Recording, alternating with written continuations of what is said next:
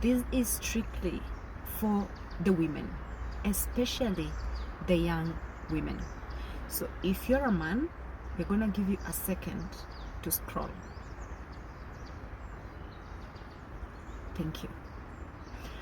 Now, I was not gonna talk about this, except when I was parking here, there is a lady parked right next to me on my right in a very sleek BMW, and on my left there is another lady parked next to me in a very sleek Range Rover.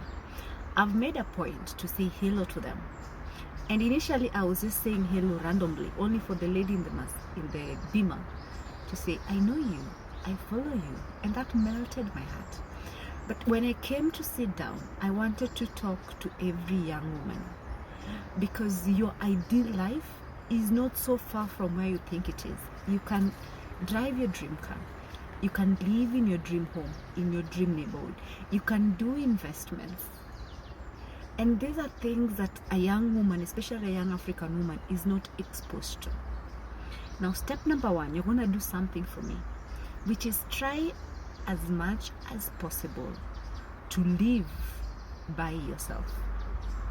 Like, find your own place. Doesn't matter whether it's expensive or cheap, but find your own place and try and live by yourself.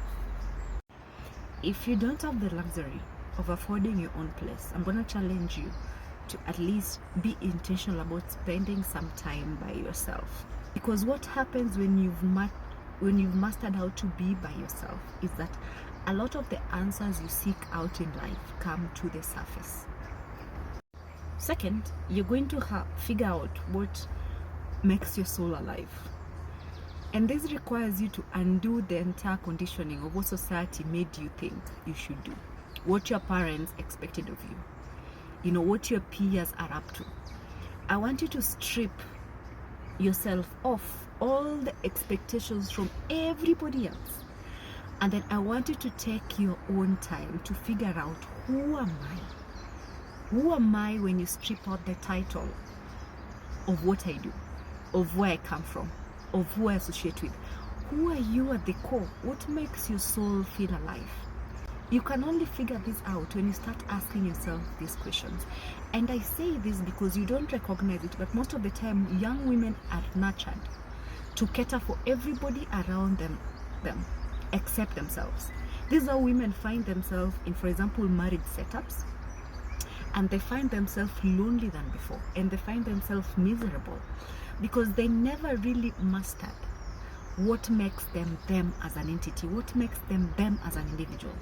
So even if they get into really beautiful marriages or not so beautiful marriages, it makes them lose themselves further. Figure out, who are you before anything else. Lastly, you're going to understand that you're born in a patriarchal world, which means the world literally makes you lean towards your masculine. This is why a lot of women have an unbalanced nervous system. You want to regulate your nervous system so that you can operate from your divine feminine, feel safe in your being. And we've been sold a lie that somebody is going to come and make you feel that safety. This is something you have to choose for yourself, which means you have to literally dictate and demand the boundaries that keep you in that level of safety. You cannot operate from your divine feminine if you're stressed. You cannot operate from your divine feminine if you rely on other people financially. You cannot operate from your divine feminine if literally you don't live your life based on your rules. Which means, as a young woman, you have a chance to figure this out pretty earlier on. What will make you feel safe in your being? Start leaning more towards that. And then the notion you've been sold to, the love story you've been sold to, that somebody's gonna come and sweep you off your feet, is a lot of nonsense. And I'm not saying you don't believe in love, but one time you're gonna wake up, your frontal lobe is gonna be developed, and you'll wake up and realize that even love has a science to it. So whoever you're laying down with, you might think you're in love with them. Honey, no. It is the fact that they imprint you every time they leave whatever they leave within you.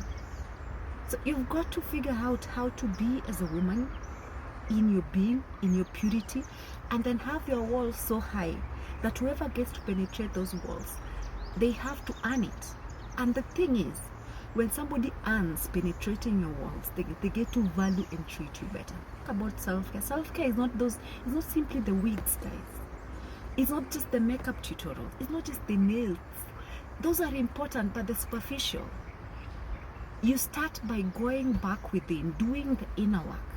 You know, figure out who are you, what are your fears, for example. What are the parts of you that you need to heal based on your childhood conditioning? You know, how safe do you make that inner child start to feel? Because it starts from within, then it extends outwards.